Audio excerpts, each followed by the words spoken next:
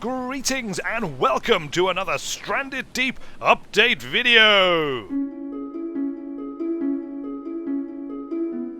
Oh yes, that's right, Stranded Deep has been updated once again. We are now at version 0.07.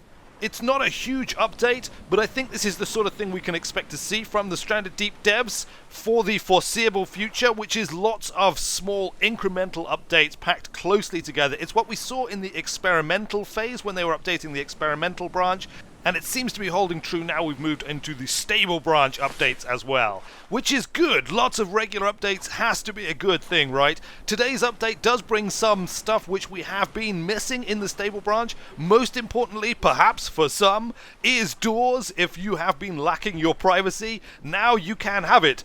Kind of. There is a proviso on that because there is only one type of door implemented, and it's the container door, which you can only get from the shipping containers, obviously, because it's a container door, which means you have to find a shipping container, which up to this point I hadn't. I had never seen these fabled shipping containers. I'd never built with them in the previous update videos. They were out there, as it turns out. They were being spawned on the islands, but they don't exist, as far as I can see, in the map editor. I tried to place one in the map editor. I simply couldn't find it. So, Stranded Deep devs, if you're out there, perhaps you need to add that to the map editor. Maybe it needs to be added to an XML file or something somewhere.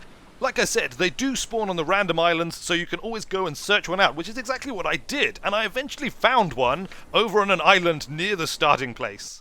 Now, it did take me a little while to figure out what to do with these. They seem to be a little bit glitchy at the moment. You can remove the side panels using an axe, or presumably any other cutting tool, which you can then use to build walls on your bases and things. Although, because you can't put them in your inventory, you pretty much have to sort of carry them from the storage container to wherever you're building your base. And there's two ways of doing that. You can bring up the build preview and then place it by walking over to where your base is. Now, there may be a limited range on that. I'm not entirely sure. The other thing you can do, of course, is you can right-click it and just sort of like drag it along behind you. And how far can you drag things? Well, I will show you in just a moment. But, of course, the doors, we're more interested in the doors because the storage container walls have been in it for a while. But the storage container doors we can now detach. But like I say, it's a little bit tricky. You kind of got to get the right spot. And it just kind of happened rather randomly for me after swinging away at them for quite a long time. Of course, the same applies to the doors. You cannot put them in your inventory, so you have to drag them where you want. And my first plan, because I didn't actually want to build my base here on this island, I wanted to build it on the Wizarding Island of wonderful stuff, the island of my own creation. So I thought I might try putting it on the raft. Yeah, as you can see, it didn't quite work. Quite predictably, I think one might say. Two massive great big steel panels on this little raft. It didn't quite work. It did kind of work actually quite well though as a sled. So by putting them on it and then dragging it along, I was able to kind of make some pretty decent progress actually. And I dragged it like this for a considerable distance. The island that we're heading to, by the way, is like 2 islands behind the island you can see up ahead there. It's actually quite a substantial distance. Now, things were actually going pretty well as long as we stuck to the shallows here when it was skimming along the sand. Generally speaking, it was fine. It was nice and stable. It moved pretty much at the full walking speed. But as you can see, when we started to get out into deeper water, well, we got into some difficulties. There was some significant listing going on.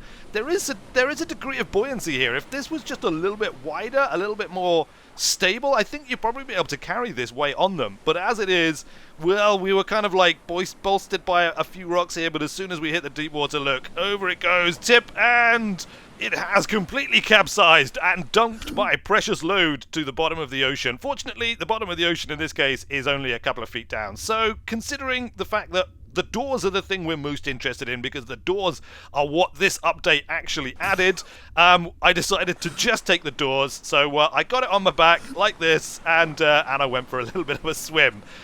Quite a long swim, actually, as the case may be, but fortunately, due to the power of editing, we don't need to watch all of that.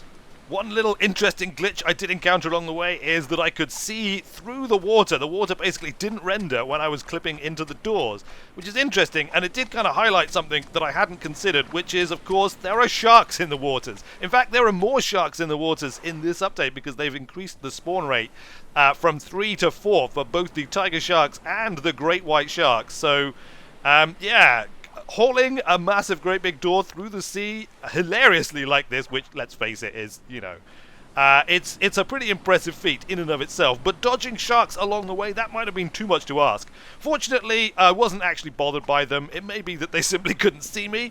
There was just this huge, great big metal door slicing through the water, and they thought, quite understandably, let's leave that thing alone. Whatever the thought processes of the shark, they did indeed leave me alone, and I successfully made it to the Wizarding Island of Wonderful Stuff, which has been modified a little bit since the last time we were here.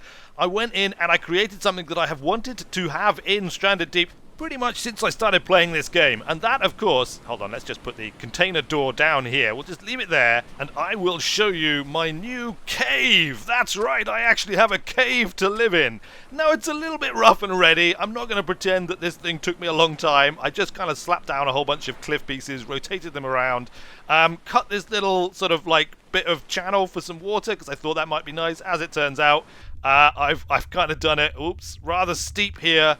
And it's not the most beautiful thing in the world, but nonetheless, it is a cave, it is protection, it is natural shelter. It has this little land exit here onto the main part of the island, which we can use to get in and out without getting our feet wet, which of course is very good.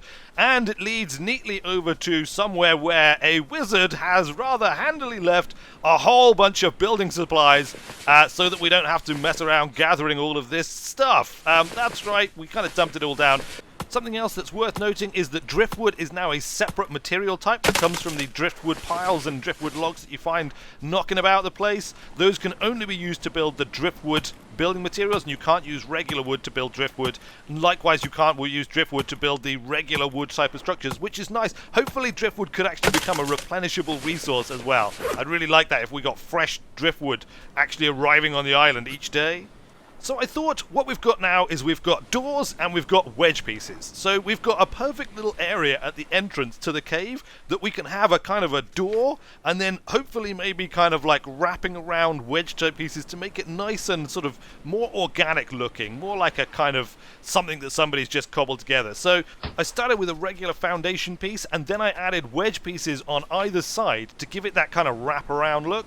The wedge pieces do come in all of the standard flavors, but I decided to continue using the scrapwood planks here, and then I added corrugated iron walls onto the wrapping bits, and of course, the container door that we had brought on such an epic journey from far, far away. And I have to say, I was really pleased with the look of this. We're starting to lose the light here a little bit, but look. I mean, that's just fantastic. There is a little bit of a lip here, so I just put down a set of stairs. The stairs also now come in all of the different flavors, which is really nice to see, so we don't just have the wood ones.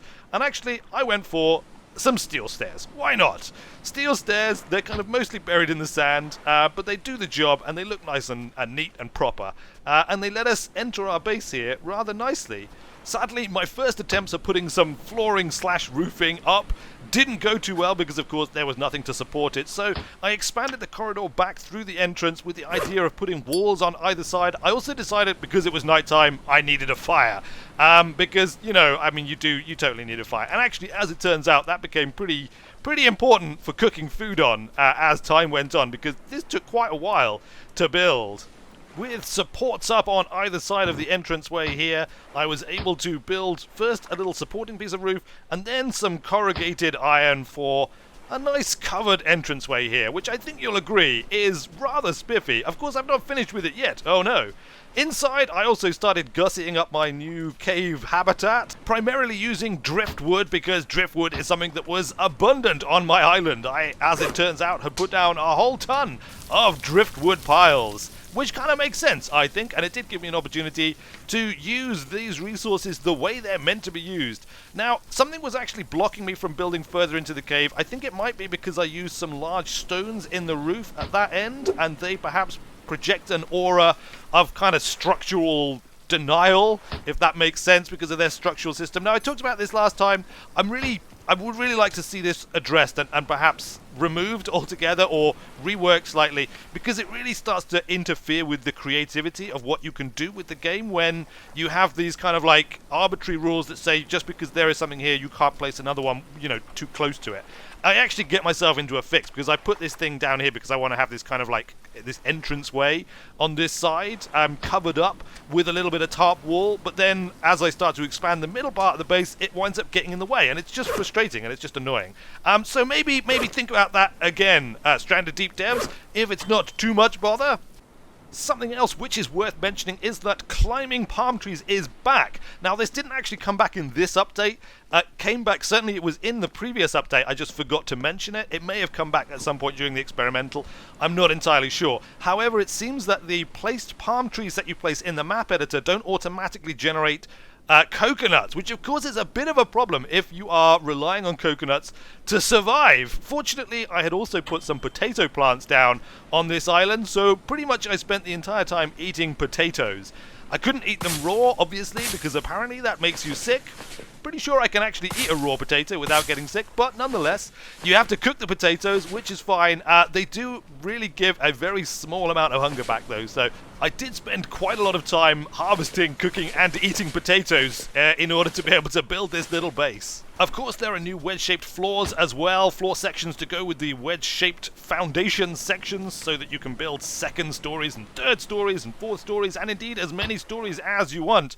And I have to say, it all worked really rather well and really rather nicely, and it does allow you to create much more organic and interesting looking structures. I mean, just this entranceway, if it was just squared, or straight, it would look so much less interesting than this. And I'm sure that there are other ways and other things you can do to come up with even more interesting and even more imaginative designs. There have been a few bug fixes, of course, as always, as well. Tree billboards not facing the camera properly, various billboarding fixes, and in fact there have been improvements overall to the distant load system once again. They continue to improve and refine that, which is great to see. Of course, there will probably still be bugs and issues in the current build. That is to be expected. As always, this is and remains an early access game. They've also increased the spawn rate of the tiger sharks and the great white sharks from 3 to 4 per zone each. They have removed the depth of field effect temporarily, which is fine because I usually disable depth of field anyway myself. I just find it a bit odd. They've improved the sun rendering and coloring. The new content that's been added, well, of course, we have the shipping container doors, we have the wedge foundations, which are in driftwood, wood, plank, corrugated, and steel varieties. They've added the new building category wedge floors, which of course come in the same categories, and of course the steps. We now have the various types of steps. We have corrugated, we have the steel steps, as you can see here, beautiful, beautiful steel steps, and a few other types of steps and things, which is all great. It's all moving in the right direction.